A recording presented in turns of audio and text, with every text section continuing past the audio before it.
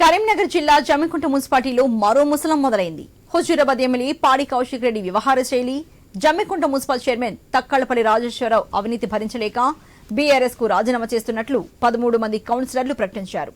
గాంధీభవన్లో మంత్రి పొన్నం ప్రభాకర్ ఆధ్వర్యంలో కాంగ్రెస్ పార్టీలో చేరుతున్నట్లు ప్రకటించారు. మొన్నటిదాకా అవిశ్వాస తీర్మానంతో రసవత్తరంగా మారిన జమ్మికుంట రాజకీయం ఇప్పుడు కౌన్సిలర్ల రాజీనామాతో ఆసక్తికరంగా మారింది.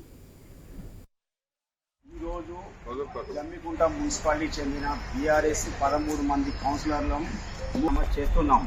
ఎందుకంటే ఈ నెల 25వ తారీఖు జమ్మికుంట మున్సిపల్ చైర్మన్ పై అవిశ్వాసం పెట్టడం జరిగింది. కొన్ని కారణాల వల్ల అవిశ్వాసం విరిగిపోవడం జరిగింది. అయినా కూడా చైర్మన్ గారు హుజూరాబాద్ శాసనసభ్యులు పాడి కౌశిక్ రెడ్డి గారి నియంతృత్వ పోకడలకు విసిగు చెంది నిధులు దుర్వినియోగం చేయడం వలన మేము రాజీనామా చేయడం జరిగింది. జమ్మికుంట మున్సిపల్ చెందినటువంటి 13 మంది కౌన్సిలర్లను రాజీనామా చేయడం జరిగింది. బీఆర్ఎస్ పార్టీకి రాజీనామా చేయడం జరిగింది. ఈ నెల 25వ తారీఖు నాడు అవిశ్వాస తీర్మానం పెట్టడం అనేది జరిగింది. కొన్ని అనివార్య కారణాల వల్ల వీగిపోవడం అనేది జరిగింది. కానీ అవిశ్వాస తీర్మానం పెట్టడమే చైర్మన్ తక్కలపల్లి రాజేశ్వరరావు గారి అవినీతి, మున్సిపాలిటీలో ఉన్నటువంటి జమ్మికుంట మున్సిపల్ చెందినటువంటి 13 మంది కౌన్సిలర్లను